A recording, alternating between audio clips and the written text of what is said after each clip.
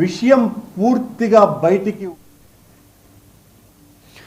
తూర్పుగోదావరి జిల్లా దివాన్ చెరువు గ్రామంలో వైసీపీ విస్తృత స్థాయి సమావేశం నిర్వహించారు. ఈ సమావేశంలో మాజీ హోంమంత్రి తానేటి వనిత, మాజీ మంత్రి చెల్లుబోయిన వేణుగోపాలకృష్ణ, మాజీ ఎమ్మెల్యే జక్కంపూడి రాజా, మాజీ ఎమ్మెల్యే శ్రీనివాస్ నాయుడు తదితరులు పాల్గొన్నారు. ఈ సందర్భంగా కూటమి ప్రభుత్వం మీద మాజీ మంత్రి చెల్లుబోయిన వేణుగోపాలకృష్ణ ఫైర్ అయ్యారు. అధికారంలోకి వచ్చాక అన్ని వర్గాల ప్రజలను కూటమి ప్రభుత్వం మోసం చేసిందని ఆరోపించారు. తిరుమల అంతర్వేది పుణ్యక్షేత్రాల విషయంలో ప్రభుత్వ నిర్ణయాలు అనుమానాస్పదంగా ఉన్నాయని చెప్పారు. తప్పులు కూటమి నేతలు చేస్తూ నిందలు వైసీపీ నేతల మీద వేస్తున్నారని మాజీ మంత్రి ఆగ్రహం వ్యక్తం చేశారు.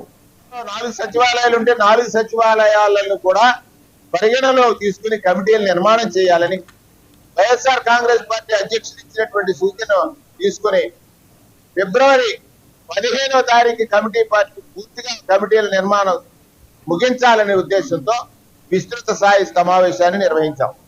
దానిలో 7 కోఆర్డినేటర్లు వచ్చారు, పార్లమెంటరీ అబ్జర్వర్లు వచ్చారు, పార్లమెంట్ కి కంటెస్ట్ చేసినటువంటి పార్లమెంటరీ గూడూరు శ్రీనివాస్ గారు వచ్చారు, అలాగే మాజీ డిసిసిబి చైర్మన్ గారు వచ్చారు, అలాగే మాజీ హౌసింగ్ కార్పొరేషన్ చైర్మన్ గారు వచ్చారు, మాజీ శాసనసభ్యులు వచ్చారు, అందరూ వచ్చారు.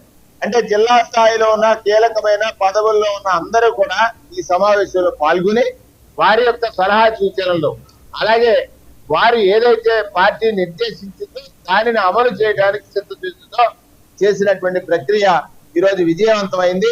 తూర్పుగోదావరి జిల్లాలో ధనుర్మాసం విష్ణుమూర్తికి అతి ప్రీతికరమైనటువంటి మాసం. ఇవాళ మా పార్టీ సంక్రాంతికి ముందే సంక్రాంతి వచ్చింది వైఎస్ఆర్ కాంగ్రెస్ పార్టీకి తూర్పుగోదావరి జిల్లా. సంక్రాంతికి ముందే సంక్రాంతి జరుపుకుంటున్నాం.